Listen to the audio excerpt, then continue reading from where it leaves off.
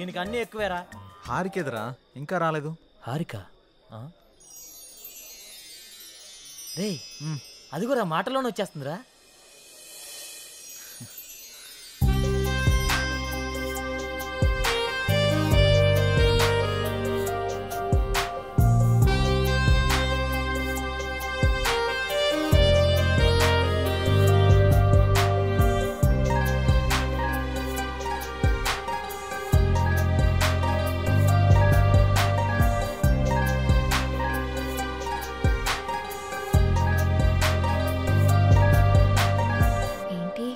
మింగేసేటట్టు అలా చూస్తున్నా.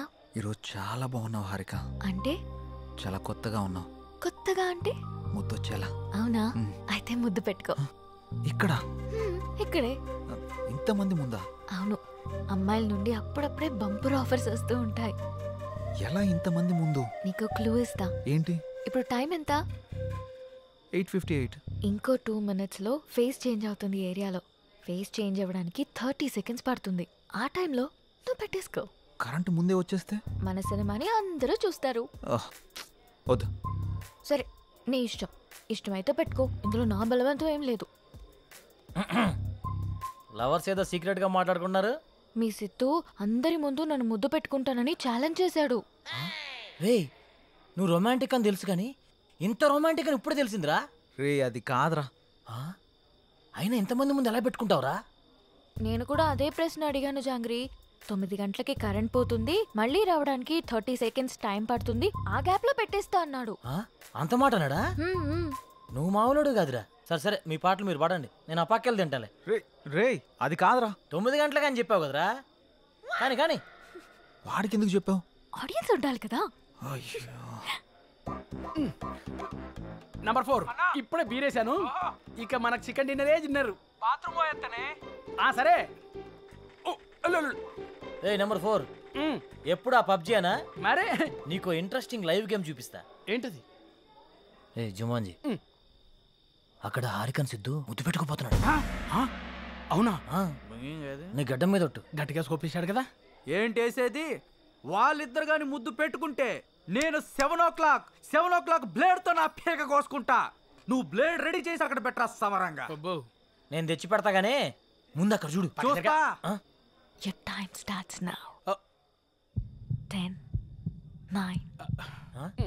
అన్నా ప్రసాద్ అన్నా ఎక్కడికి వెళ్ళావురా? బాత్రూమ్ అని చెప్తుంది కదనే. మళ్ళీ ఎక్కడికి వెళ్ళు, డిస్టర్బ్ చేయకు నన్ను. 5, 4. అన్నా వెనక నుంచి చోటు చంపిండే. చంపని చావు, అక్కడికే పో. 1, boom.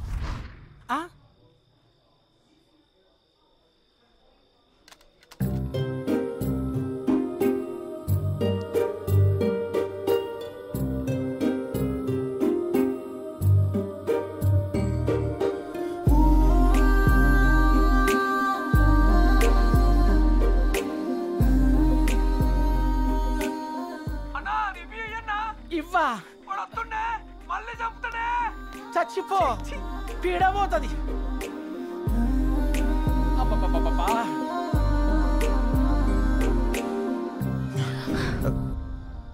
ఎవడ్రా పవర్ ఆన్ చేసింది? 7 o'clock పెట్టాడుగా, బ్లేడ్ తో కోసుకుంటావా? ఏంటి కోసుకునేది? ఆవేశంలో ఉన్నప్పుడు ఎన్నెన్నో అంటుంటాం, కోసుకుంటావా ఏంటి? అది నా పేరు. సారీ అడబెట్టు. నంబర్ 4 ఇక్కడ మటన్ డిన్నర్ అయిపోయింది, ఫిష్ డిన్నర్ రెడీయా? నంబర్ 4 చచ్చిపోయినా already. Oh my PUBG. I have to start new game. I think ఇక్కడ వాస్తు బాగాలేదనుకుంటా, వేరే దగ్గరికి వెళ్ళి ఆడతాను. నంబర్ 4 నంబర్ 2 ఉన్నావా? Number 2 where are you? I'm coming. రే నిజంగానే పెట్టేసేవేంట్రా? రే అమ్మాయే ఆఫర్ ఇచ్చాక పెట్టుకోకుండా ఎలా ఉంటాంరా? నువ్వు మామూలుడు కాదురా, మాయలోడురా.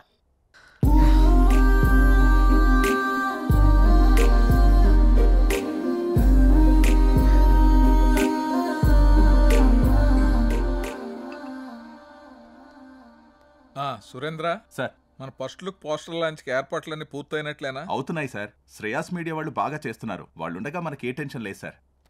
Hi sir. రాసిద్దు కూర్చో. ఏంటి ఎలా ఉన్నావు? బాగున్నాను సార్.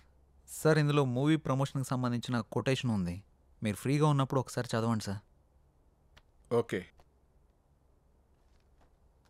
సిద్ధు, మొన్న నువ్వు ప్లాన్ చేసిన ఇంటర్వ్యూకి చాలా మంచి రెస్పాన్స్ వచ్చిందయ్యా. చాలా మంది డిస్ట్రిబ్యూటర్స్ ఫోన్ చేసి మేం కొంటాం అని అడుగుతున్నారు. బట్ నేను అమ్మదలుచుకోలేదు, ఎందుకంటే సినిమా బాగా వచ్చింది కదా, ఫోన్ రిలీజ్ చేద్దాం అనుకుంటున్నాను. ఎలాగైనా మీరే ఈ సినిమాని బాగా ప్రమోట్ చేసి పెట్టాలి. తప్పకుండా సార్, మా నుండి ఎంత చేయాలో అంత ఎఫర్ట్స్ పెడతాం. ఫస్ట్ లుక్ ఎప్పుడు అనుకుంటున్నారు సార్? నెక్స్ట్ వీక్ చేసేద్దాం. మా సురేంద్ర ఫస్ట్ లుక్ పంపిస్తాడు, అది రాగానే ప్రమోషన్ స్టార్ట్ చేద్దాం. ఓకే సార్, ఇంక నేను బయలుదేరుతాను.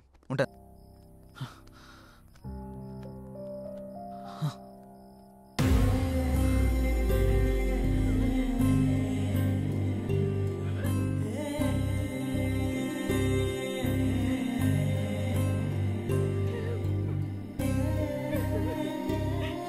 ఏం జరిగింది సార్?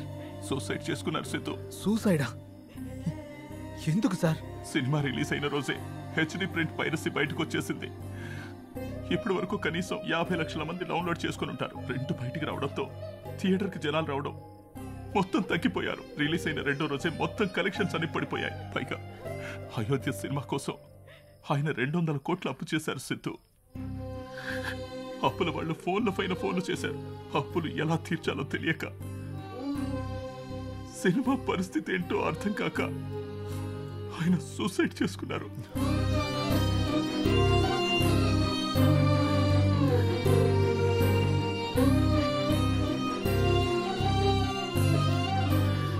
ప్రొడ్యూసర్ సత్యానంద్ గారి హఠాత్ మరణానికి సినీ ప్రముఖులు తీవ్ర దిగ్భ్రాంతికి లోనవుతున్నారు.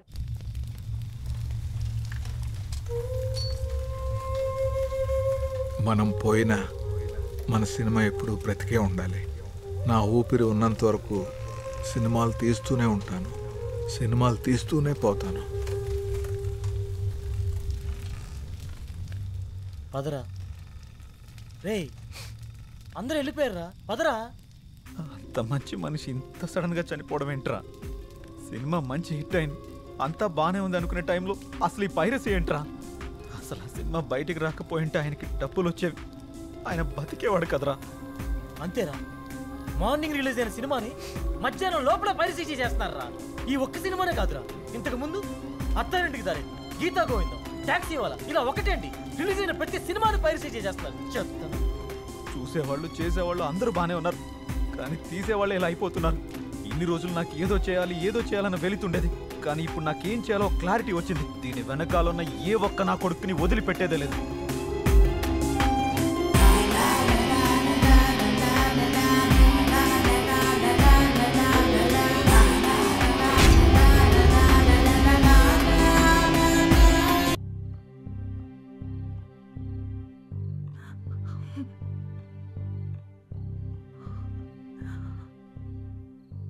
బాధపడకండి మేడం, ఆయన లేకున్నా ఆయన సినిమాలు ఇంకా బతికే ఉన్నాయి. మా ఆయన చిన్నప్పటి నుండి నాకు బాగా తెలుసు. 10 ఏళ్ల వయసున్నప్పుడు సినిమా మీద అభిమానంతో థియేటర్లో సినిమా టికెట్లు ఇచ్చే పని చేసేవారు. ప్రతిరోజు సినిమా చూడొచ్చు అని. ఆయన తీసిన మొదటి సినిమా ఫ్లాప్ అయ్యాక మనకి సినిమాలు కలిసి రావు అని నేనెంత చెప్పినా వినకుండా ఉన్నదంతా అమ్మేసి 2వ సినిమా తీసి సక్సెస్ అయ్యారు. 350 కోట్లతో సినిమా తీస్తాను అన్నప్పుడు ఎందుకండి రిస్క్ అని అడిగాను. కథ నచ్చింది, ఖచ్చితంగా ఆడొద్దని అప్పు చేసి మరీ తీశారు. రిలీజ్కి ముందు టెన్షన్ పడుతుంటే ఎందుకు తీయడం, ఎందుకు ఇలా టెన్షన్ పడటం అని అడిగాను. సినిమా తీయడం ఒక అదృష్టం, అది అందరికీ రాదు, అందులో ఉన్న ఆనందం చేసేవాడికి మాత్రమే తెలుస్తుంది అని అనేవారు. కానీ చివరికి ఆ సినిమా కోసమే తన ప్రాణాన్ని తీసుకున్నాడు బాబు.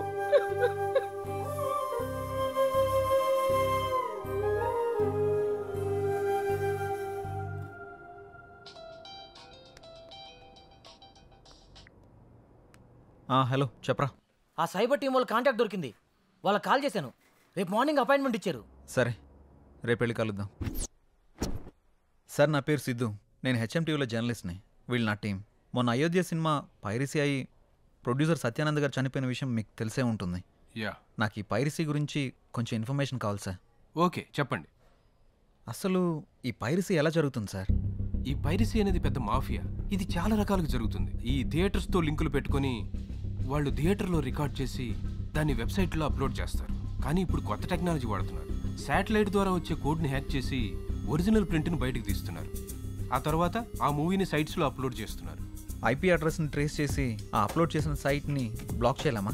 బ్లాక్ చేయొచ్చు, కానీ ఇది బ్లాక్ చేసిన క్షణంలోనే వేరే డొమైన్ని యాక్టివేట్ చేస్తున్నారు.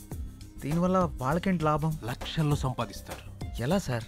ఆ సైట్కి వచ్చే అడ్వర్టైజ్మెంట్స్ ద్వారా, వ్యూస్ ద్వారా, డౌన్లోడింగ్స్ ద్వారా సంపాదిస్తారు. వాళ్ళు తలుచుకుంటే మనిషి నీడను కూడా దొంగిలిస్తారు.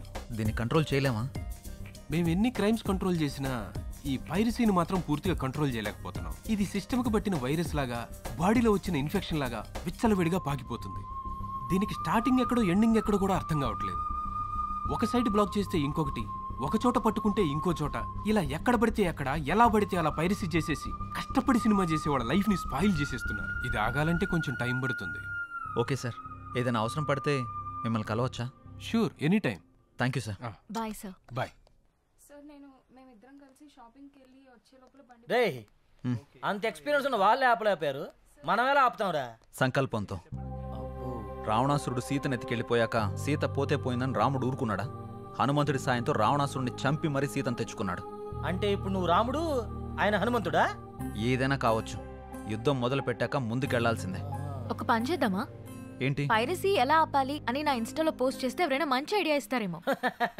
వాళ్ళకంత టాలెంట్ ఉంటే నిన్నెందుకు ఫాలో అవుతారు? ఆపుతావా?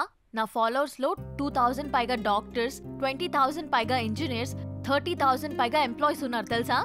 అబ్బో, పెద్ద కౌశల ఆర్మీ ఉందిగా. ఇప్పుడు అవన్నీ కాకుండా దీన్ని ఎలా ఆపాలో ఆలోచిద్దాం. ఓకే, నువ్వు ట్రై చెయ్యి. నీకేం హెల్ప్ కావాలన్నా నేను చేస్తా. Thank you. పదండి. ఇక నుంచి నీ పోస్టులతో జనాలు సాగు కొడతావుగా.